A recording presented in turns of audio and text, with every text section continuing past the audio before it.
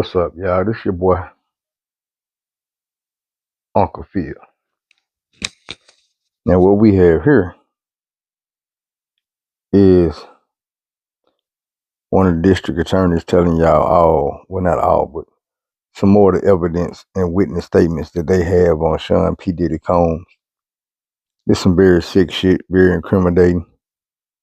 And I'm gonna go and let y'all check it out and see what's going on.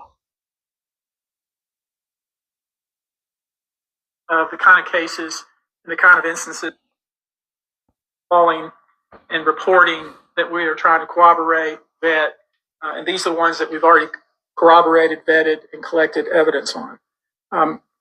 One individual who was 22 years at the time she was assaulted said that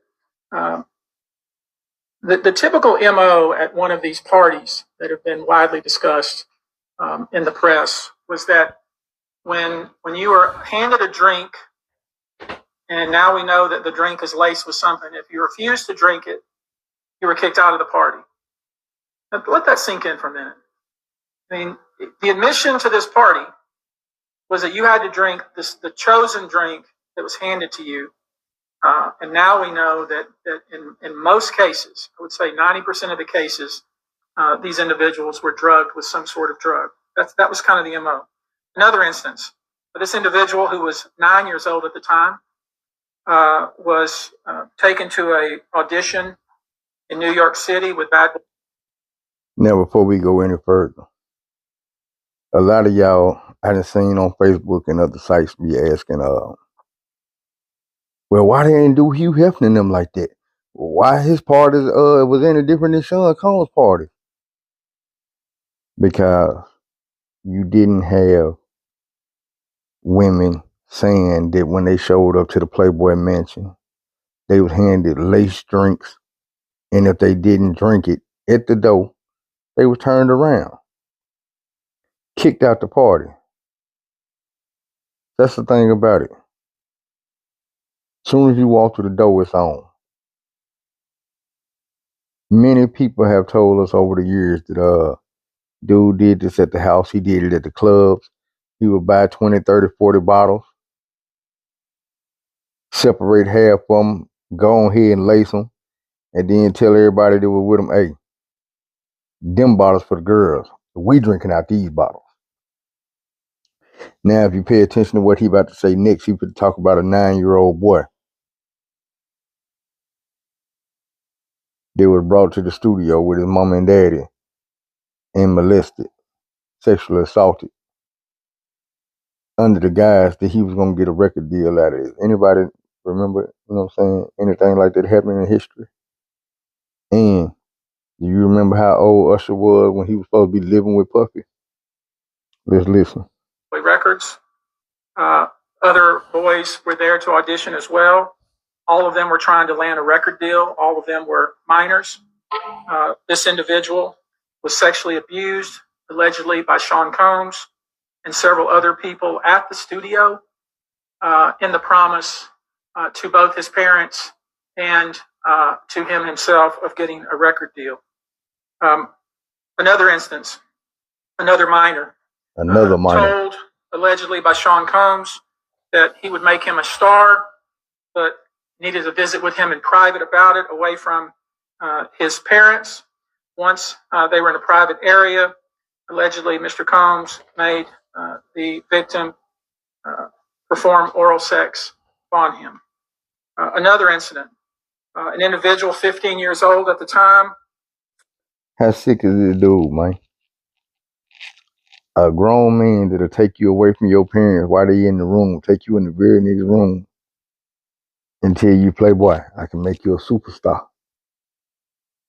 Just got to see how far you willing to go with it. This the dude that we've been speculating about for the last 20 years. A lot of people in Hollywood we ain't even gonna just say Hollywood, we're gonna say the industry. A lot of people in the industry has known exactly what this dude was about. They've been victims of this dude. People like Usher, people like Meek Mills, people like Stevie J, people like Jay-Z. They know exactly what this dude is about. They know exactly what he got going on, and they should all be held as accomplices because they let it go on for a number of years. If you think these dudes did not know, that's just like when DMX say he walked in the studio and seen R. Kelly and Jay-Z with 14-year-olds sitting on their lap. He turned around and was like, man, look, he walked out the studio and never worked with either one of them again.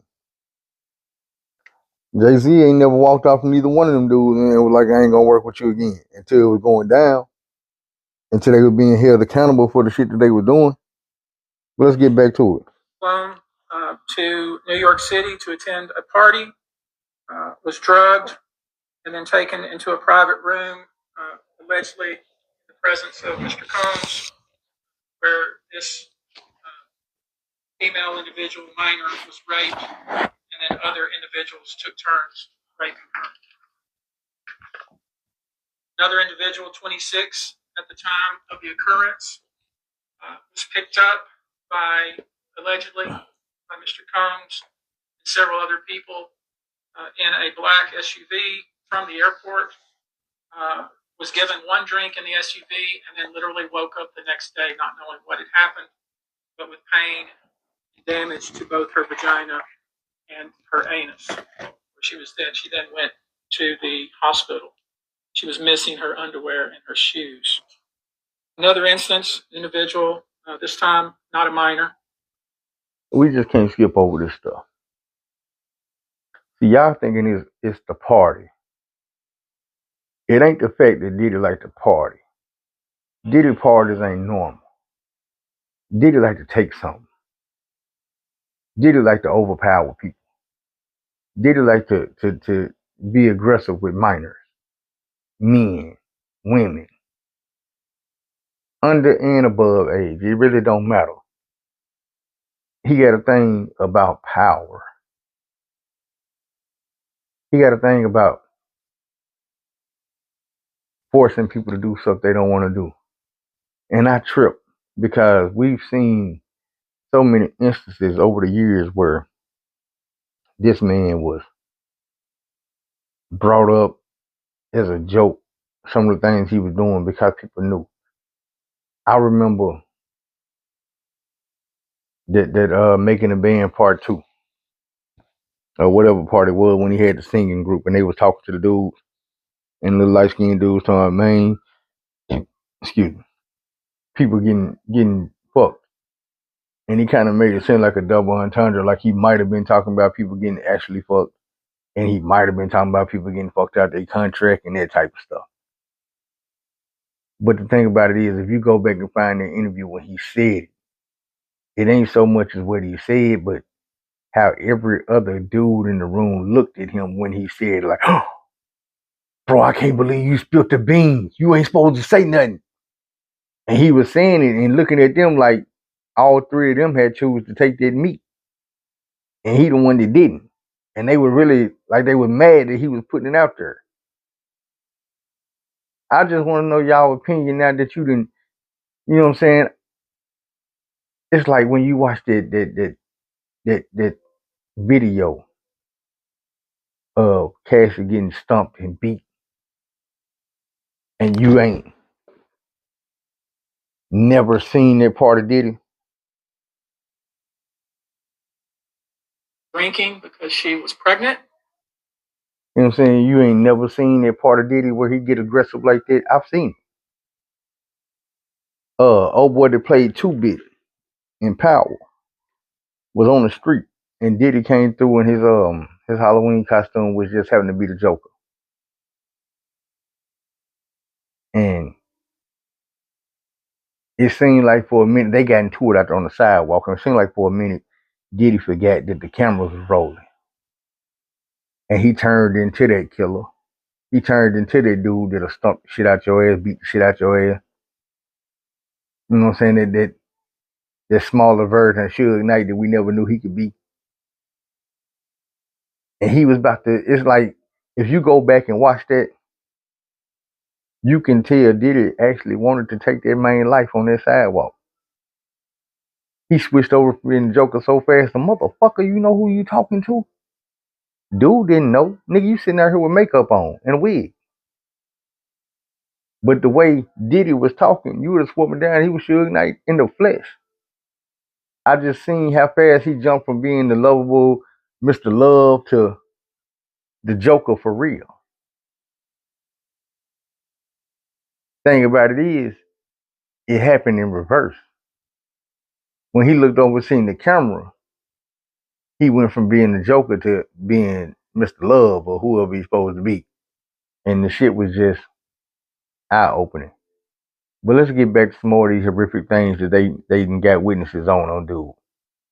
Just believe me, man. All these people that's coming forward, all these people, you gotta believe. Oh, girl that went to the hospital, they just say she went to the hospital and didn't have no panties and no shoes on.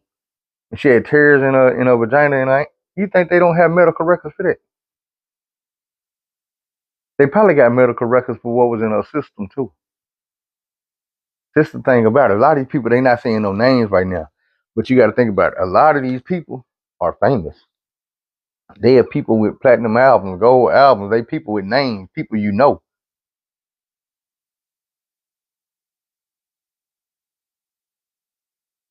That's the sad part about it. These are people you know.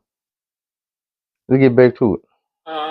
But whatever she drank at the table, apparently, at least according to her, was laced with something. She blacked out and she woke up in the same bed, again, allegedly, with Mr. Combs in his mansion in Miami. Her vagina and her anus were torn and sore. And I could go on.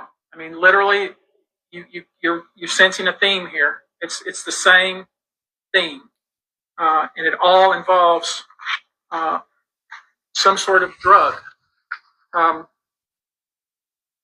One instance, an individual who was 20 years old at the time was asked to attend, just saw her on the street, asked to attend a party in a hotel. She was flattered, went to the party, was given one drink and doesn't remember anything else. Ultimately, was so messed up, went to the hospital where they found cocaine and this horse tranquilizer in her blood system. I'm going to give you a quote from a very young man who told us over the phone about his experience and all the things that happened to him. He says allegedly at the hands of Sean Diddy Combs and his friends in the effort to try to sign a record deal.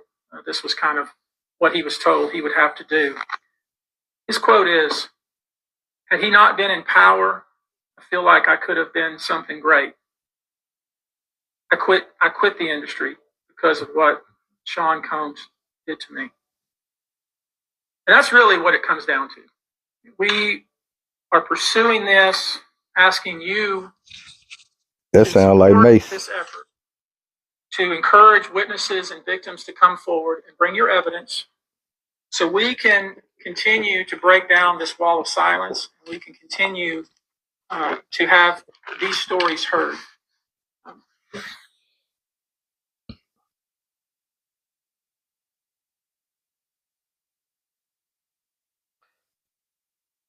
There one guy that was in his 20s when he said he felt like he could have been something great, but he had to quit the industry because of Sean Puffy Combs. That sounded like Mace. I know a lot of y'all don't realize it, but the first time you heard Mace on a Bad Boy record was 112. You know, they made jokes about it because he said, "You can hum all you want to, come all you want to. Money, I'ma front you. Girl, I wanna flaunt you. I'ma always want you when no." Y'all gotta remember, Mace was one of the biggest rappers at the time. They always say B.I.G. was the king of New York, but really it was Mace. Mace was writing a lot of songs even for Big. Mace was the one who you wanted to get on the song to make it pop. B.I.G. was on that same song. He did not make it pop. They was coming out around the same time with it. You gotta remember, Mace was there damn near the whole time Big was there. If you remember. B.I.G. got into a East Coast, West Coast type thing with a dude named Tupac Shakur. Tupac was dissing the whole Bad Boy as a staff, record label, and a motherfucking crew. Not one time did Pac ever mention Mace's name. He didn't say one word about Mace. He mentioned damn near everybody on the East Coast. He never said Mace's name. And he never would have. Mace was that dude. But it took a dude like Puff, man, to make that man put that mic down, pick up that Bible.